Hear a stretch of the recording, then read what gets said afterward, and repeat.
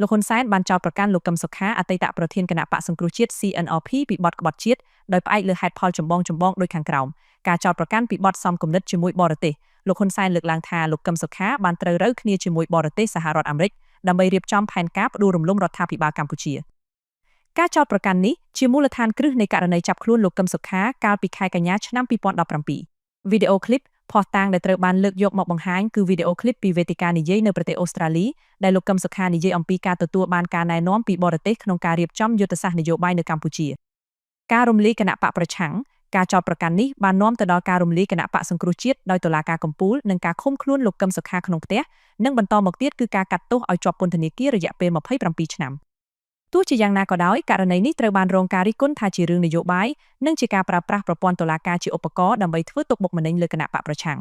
អ្នកវិភាគខ្លះយល់ថានេះជាវិធានការដែលបកកណ្ដាលអំណាចចាត់ការលើគណៈបកប្រឆាំងបន្ទាប់ពីការគាំទ្ររបស់គណៈបកសង្គ្រោះជាតិមានសន្ទុះខ្លាំងក្នុងការបោះឆ្នោតឃុំសង្កាត់ឆ្នាំ2017លោកហ៊ុនសែនថាលោកមិនលើកលែងទោសឲ្យកឹមសុខាដោយសារមិនទុកចិត្តបរទេសប្រមុខរដ្ឋាភិបាលកម្ពុជាបានអះអាងជាថ្មីទៀតថាមូលហេតុដែលលោកមិនលើកលែងទោសដែលសម្ដៅទៅលោកកឹមសុខានោះដោយសារតែលោកមិនទុកចិត្តបរទេសដែលលោកហៅថាពួកគេចូលចិត្តចាប់ដៃតែជាន់ជើង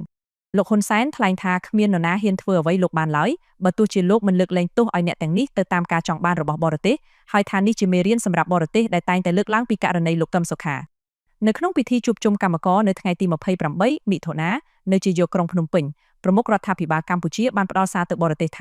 ាចាប់ម៉ោងនេះទៅអ្នកណាក៏ដោយឲ្យតែមានអន្តរាគមន៍ពីបរទេសគឺត្រូវជាប់ពន្ធនាគារឲ្យគ្រប់ចំនួនដែលបានកាត់ទោសនេះគឺជាអ្វីដែលលោកហ៊ុនសែនហៅថាជាការទប់ស្កាត់ការជ្រៀតជ្រែកកិច្ចការផ្ទៃក្នុងពីសំណាក់បរទេសបើតាមលោកហ៊ុនសែនអតីតនាយករដ្ឋមន្ត្រីកម្ពុជានេះជាមេរៀនដែលបរទេសត្រូវដកពិសោធន៍បានហើយចំពោះការអន្តរាគមន៍កន្លងមកលើករណីអ្នកនយោបាយដែលជាប់ពន្ធនាគារនៅកម្ពុជាសាលាដំបងរាជធានីភ្នំពេញកាលពីថ្ងៃទី3មីនាបានសម្រេចផ្តន្ទាទោសលោកកឹមសុខាឲ្យជាប់ពន្ធនាគាររយៈពេល27ឆ្នាំពីបទឃុតឃិតជាមួយបរទេសផ្ដួលរំលំរដ្ឋាភិបាលរបស់លោកហ៊ុនសែនការផ្តន្ទាទោសនោះត្រូវបានសហរដ្ឋអាមេរិកប្រតិកម្មថាជាចេតនាបិទសិទ្ធិធ្វើនយោបាយរបស់លោកកឹមសុខាខណៈប្រទេសសេរីផ្សេងទៀតទទូចឲ្យទម្លាក់ចោលការចោទប្រកាន់ដោយថាការកាត់ទោសនេះគ្មានភស្តុតាងគ្រប់គ្រាន់ឡើយ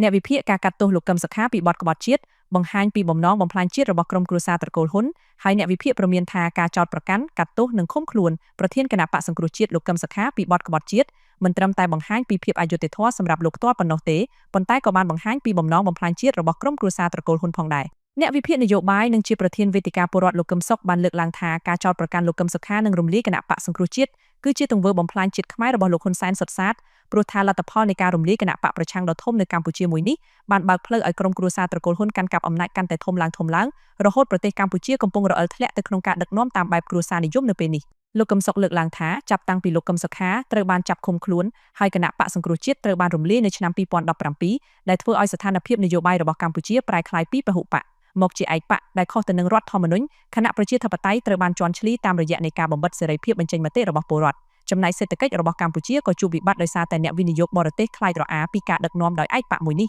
រហូតពួកគេមិនហ៊ានទៅរកស៊ីនៅប្រទេសកម្ពុជាដូចពេលនេះជាដើមអ្នកវិភាគរូបនេះបញ្ជាក់ថាវិបត្តិក្នុងប្រទេសកម្ពុជាកំពុងលេចចេញគ្រប់ទម្រង់និងគ្រប់រូបភាពក្រោយអវត្តមានបកប្រឆាំងប៉ុន្តែគ្មានពលរដ្ឋណាម្នាក់ហ៊ានចេញមុខតវ៉ាឡើយដោយសារតែការគៀបសង្កត់របស់រដ្ឋាភិបាលដែលគ្រប់គ្រងដោយបកកណ្ដាលអំណាចសពថ្ងៃនេះជាពិសេសភាពអយុត្តិធម៌សង្គមដូចជាការបោកប្រាស់ពីក្រុមអុកញ៉ាដែលជាបកពួករបស់ត្រកូលហ៊ុនជាដើមស្របពេលដែលការលក់ទ្រព្យសម្បត្តិជាតិនិងការប្រព្រឹត្តអំពើទុច្ចរិតដូចជាអំពើជួញដូរមនុស្សនិងការចរាចរណ៍គ្រឿងញៀនក៏កំពុងរីករាលដាលពេញប្រទេសក្រោមការដឹកនាំរបស់ត្រកូលហ៊ុនដោយគ្មានខ្លាចញញើតច្បាប់ទៀតនោះការអះអាងនេះធ្វើឡើងស្របពេលដែលប្រធានគណៈបក្សសង្គ្រោះជាតិលោកកឹមសុខាត្រូវលោកហ៊ុនសែនចោទពីបទក្បត់ជាតិនិងត្រូវបានតុលាការក្រុងភ្នំពេញកាត់ទោសឲ្យជាប់ពន្ធនាគាររយៈពេល27ឆ្នាំនៅពេលនេះតំណាងរាជគណៈបក្សសង្គ្រោះជាតិមណ្ឌលកំពង់ស្ពឺលោកសួនសូរីដាបានលើកឡើងក្នុងកិច្ចពិភាក្សានេះដែរថាការប្រកាសសាលក្រមរបស់តុលាការក្រុងភ្នំពេញដោយចោទលោកកឹមសុខាថាបានគប់គិតជាមួយសហរដ្ឋអាមេរិកប៉ុនប៉ងផ្ដួលរំលំរដ្ឋាភិបាលលោកហ៊ុនសែនគឺជាការទាញទម្លាក់នយោបាយការទូតរវាងកម្ពុជានិងអាមេរិកដោយចំមុខស្របពេលដែលពលរដ្ឋខ្មែរ17លាននាក់កំពុងត្រូវការផលប្រយោជន៍នានា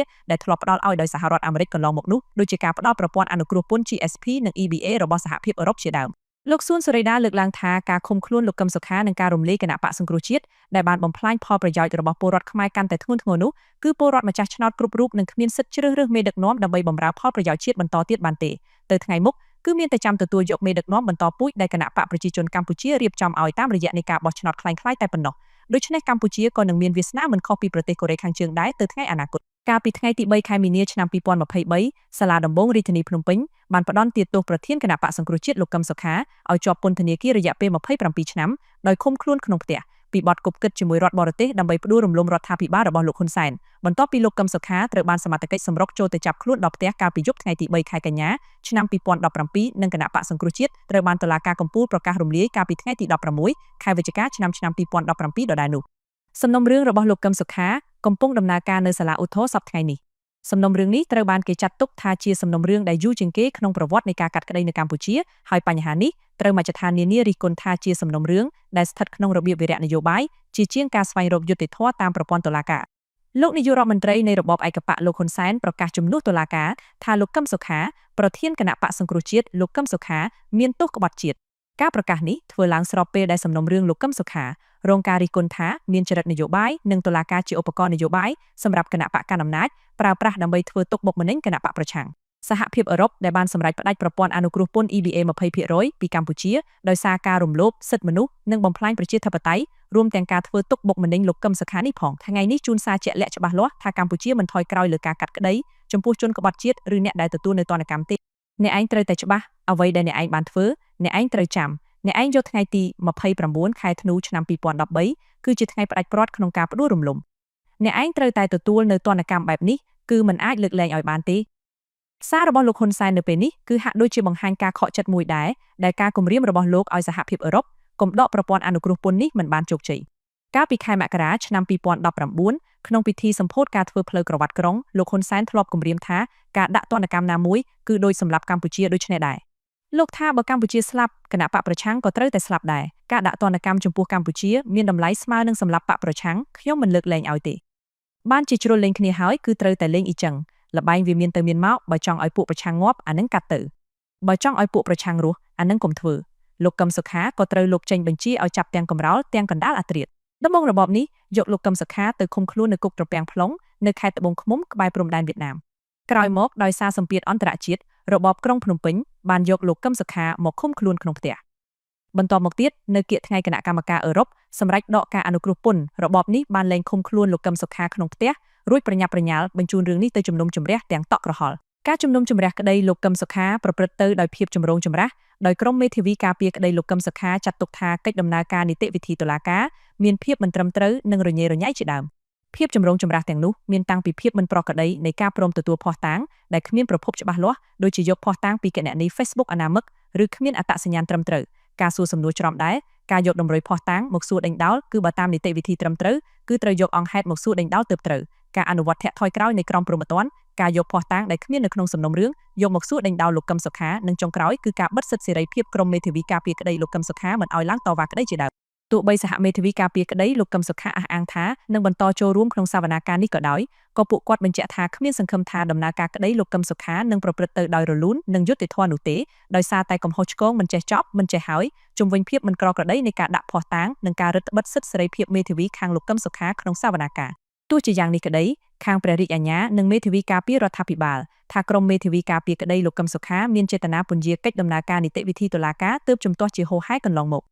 ការចោទប្រកាន់នេះត្រូវបានក្រុមមេធាវីលោកកឹមសុខាបដិសេធនិងថាភាគីម្ខាងទៀតនោះទេដែលមានចេតនាពន្យាពេលនេះដូចជាករណីយកភស្តុតាងភ្ញាក់ផ្អើលមកបង្ហាញជាដើមឥឡូវបន្ថែមទៅភាពចម្រូងចម្រាសដែលមានស្រាប់សាររបស់លោកហ៊ុនសែនក្នុងការសន្មតទុកជាមុនថាជនជាប់ចោទលោកកឹមសុខាមានទោសជាជនក្បត់ជាតិទោះបីតុលាការមិនទាន់សម្រេចក្តីយ៉ាងណានោះកំពុងតែបន្ថែមក្តីមន្ទិលទៅលើសុចរិតភាពនៃកិច្ចដំណើរការនីតិវិធីក្នុងរឿងក្តីដ៏រសើបនេះសហមេធាវីមួយរូបក្នុងក្រុមមេធាវីការពារក្តីលោកកឹមសុខាធ្លាប់លើកឡើងអំពីបញ្ហាប្រឈមជាច្រើនក្នុងការការពារក្តីក្នុងសំណុំរឿងដែលមានចរិតនយោបាយនេះប៉ុន្តែពួកគាត់អះអាងថាក្រុមមេធាវីការពារក្តីលោកកឹមសុខាគ្មានជំរឿអ្វីផ្សេងក្រៅពីខំប្រឹងតស៊ូស្វិតស្វាញលើសមរភូមិច្បាប់នេះនោះទេ